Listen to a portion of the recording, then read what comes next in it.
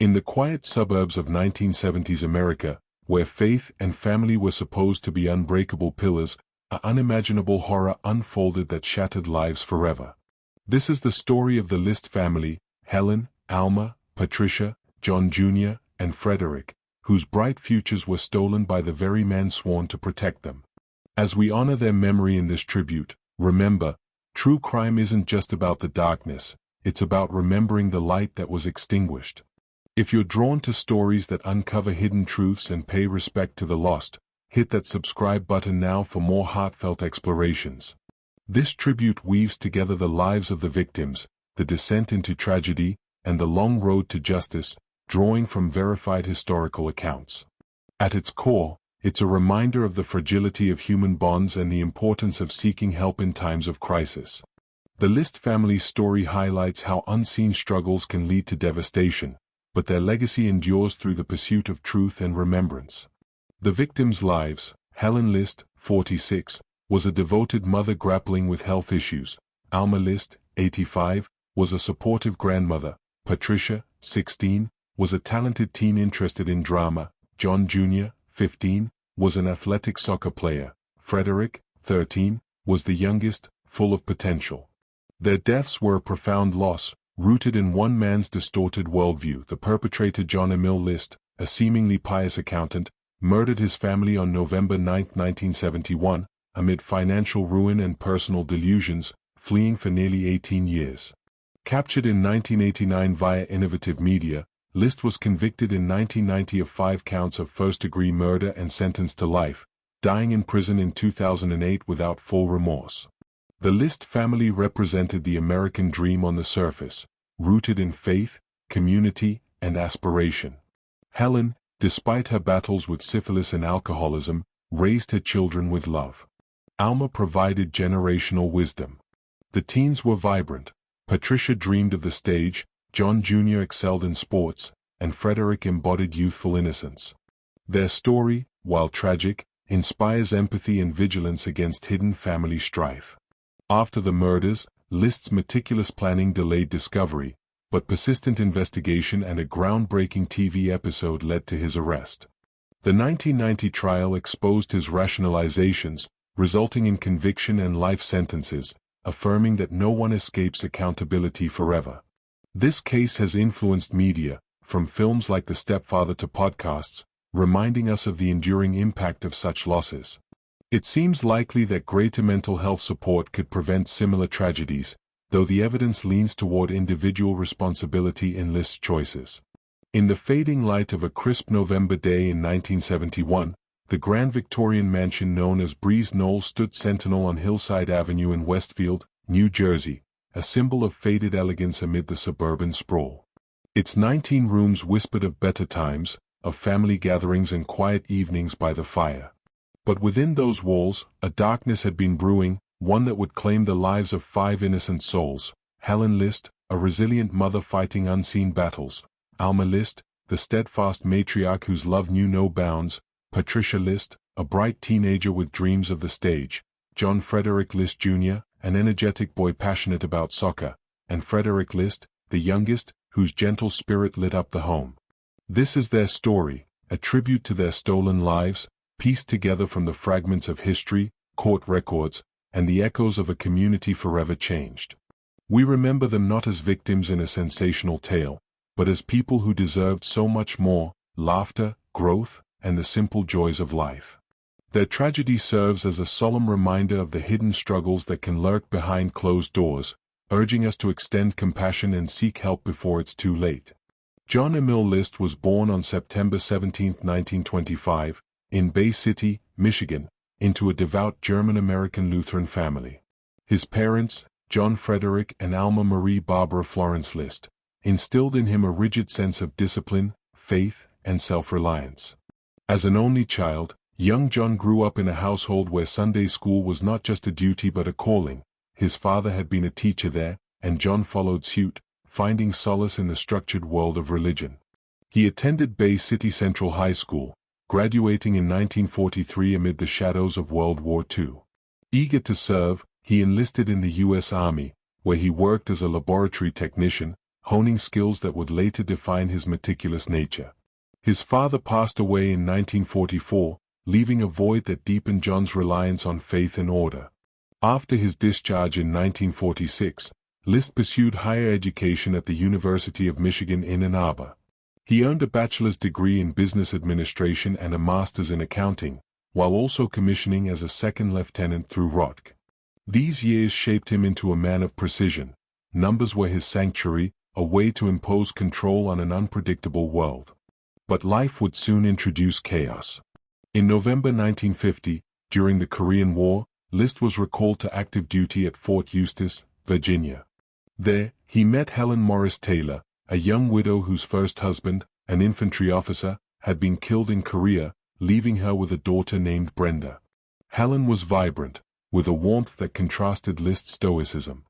They married on December 1, 1951, in Baltimore, Maryland, blending their lives in a union that promised stability. The couple moved to Northern California after List's reassignment to the Finance Corps, leveraging his accounting expertise. He completed his tour in 1952, and they settled into civilian life. By 1955, their family grew with the birth of Patricia, followed by John Frederick Jr. in 1956 and Frederick in 1958. In Kalamazoo, Michigan, where List worked as an audit supervisor at a paper company, the family appeared idyllic. Patricia, or Patty as she was known, showed early talent in drama, her expressive nature a spark of creativity in the household. John Jr. was athletic, his energy boundless on the soccer field. Frederick, the baby, was quiet and affectionate, often curling up with his siblings for stories. Helen doted on them, despite her growing health struggles. Unbeknownst to List at first, she had contracted syphilis from her first husband, a secret that festered into tertiary syphilis by the late 1960s, exacerbating her alcoholism and leading to paranoia and outbursts. Alma List, John's widowed mother, remained a pillar, offering financial and emotional support. In 1960, Brenda married and left home amid tensions, prompting the family to relocate to Rochester, New York, where List took a role at Xerox as Director of Accounting Services. The moves were frequent, each one a step toward what List hoped was prosperity. In 1965, he accepted a position as Vice President and Controller at a bank in Jersey City, New Jersey. With savings and Alma's help, they purchased Breeze Knoll, a sprawling 19-room Victorian at 431 Hillside Avenue in Westfield. The mansion, with its ballroom and stained-glass skylight attributed to Tiffany, though later disputed, symbolized achievement. Alma moved into the attic apartment, providing childcare and stability. But beneath the facade, cracks widened. Helen's condition deteriorated. Her drinking led to public humiliations that mortified the devout List. Financially, the mansion was a burden, the mortgage strained their resources. List's career faltered. By 1971, the bank closed, leaving him unemployed. He hid this from his family, pretending to commute to New York while parking at the train station and reading in libraries. He diverted funds from Alma's accounts to pay bills, accumulating debt. His obsessive-compulsive personality disorder, later diagnosed in court, amplified his fears. He viewed the world as corrupt, Vietnam, counterculture, and his daughter Patricia's interest in witchcraft, likely teenage rebellion, convinced him their souls were at risk. Welfare was unthinkable. In his twisted logic, murder would save them, sending them to heaven while he sought forgiveness later. The victims deserved none of this. Helen, at 46, had endured loss and illness with quiet strength, nurturing her children through relocations and her own pain. Alma, 85, had sacrificed much, moving across states to support her son and grandchildren. Patricia, 16, was thriving at Westfield High School, involved in drama club, her teacher Ed Iliano noting her talent and kindness. John Jr., 15, was a star on the soccer team, his determination inspiring teammates. Frederick, 13, was the family's gentle heart, excelling in school and cherishing family time. They were a unit, bound by love, unaware of the storm brewing. On November 9, 1971, the day began ordinarily. The children left for school, Patricia to her job after classes, John Jr. to practice, Frederick to his routine. List, methodically, started in the kitchen. As Helen sipped her morning coffee, he shot her in the back of the head with his 9mm Steer 1912 semi-automatic handgun. He dragged her body to the ballroom, laying it on a sleeping bag beneath the skylight. Next, he ascended to Alma's attic apartment, shooting her above the left eye with his father's .22 caliber Colt revolver. Too heavy to move, he left her there, a betrayal of the woman who had given him everything. He ate lunch calmly, then drove to the bank to close accounts, his and Alma's, cashing checks to fund his escape. Patricia called home sick from work. Upon arriving, List shot her in the back of the head. Frederick returned next, meeting the same fate. List then drove to Westfield High School, watching John Jr.'s soccer game from afar, a final, chilling act of normalcy.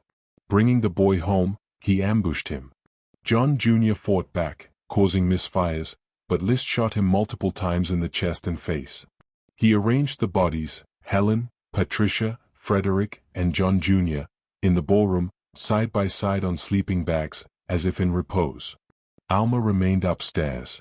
He cleaned the scenes meticulously, removing bloodstains and casings.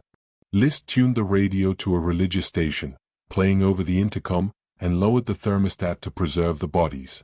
He removed his photos from family albums, erasing his presence. In a 5-page confession letter to his pastor, Eugene Rewinkle at Redeemer Lutheran Church, he outlined his rationale. The world was evil, his family straying from faith. Killing them would ensure heaven, as suicide would damn him. He begged forgiveness, framing it as mercy.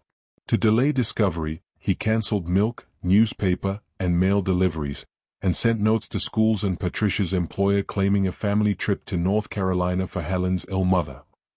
The reclusive family raised no alarms. Neighbors noted lit rooms, but as bulbs burned out, the house darkened. List fled that night, driving his green 1963 Chevrolet Impala to John F. Kennedy Airport, parking it in long-term to suggest flight. Instead, he took a train to Michigan, then a bus to Denver, Colorado, vanishing into anonymity. Westfield, a town untouched by major crimes since 1963, was stunned when, on December 7, 1971, drama teacher Ed Iliano, concerned by Patricia's absence, alerted police. Officers entered via a basement window, following eerie organ music. The ballroom scene horrified them. 4 bodies arranged neatly, faces covered respectfully. Upstairs, Alma. No signs of struggle except John Jr.'s wounds. The letter confirmed List's guilt. A nationwide manhunt launched, with FBI posters and leads pouring in, hundreds, but fruitless. The car at JFK yielded nothing. In August 1972, Breeze Knoll burned in suspicious arson, destroying evidence and the skylight, leaving only ashes. The community grieved deeply. Funerals honored the victims. Alma buried in Frankenmuth, Michigan, Helen and the children at Fairview Cemetery in Westfield. Extended family, like Brenda, bore lasting trauma. The case drew comparisons to the Lineberg kidnapping, shaking suburban America's sense of safety. Investigators profiled List as likely resuming accounting, perhaps in Lutheran circles, but trails went cold. Under the alias Robert Peter Bob Clark, stolen from a college classmate, List rebuilt in Denver by 1972.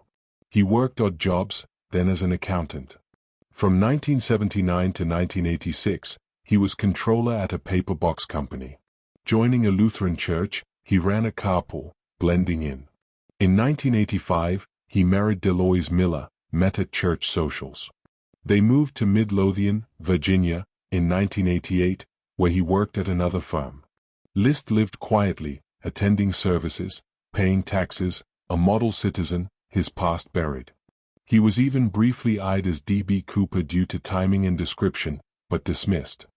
The breakthrough came after 17 years, 6 months, and 23 days.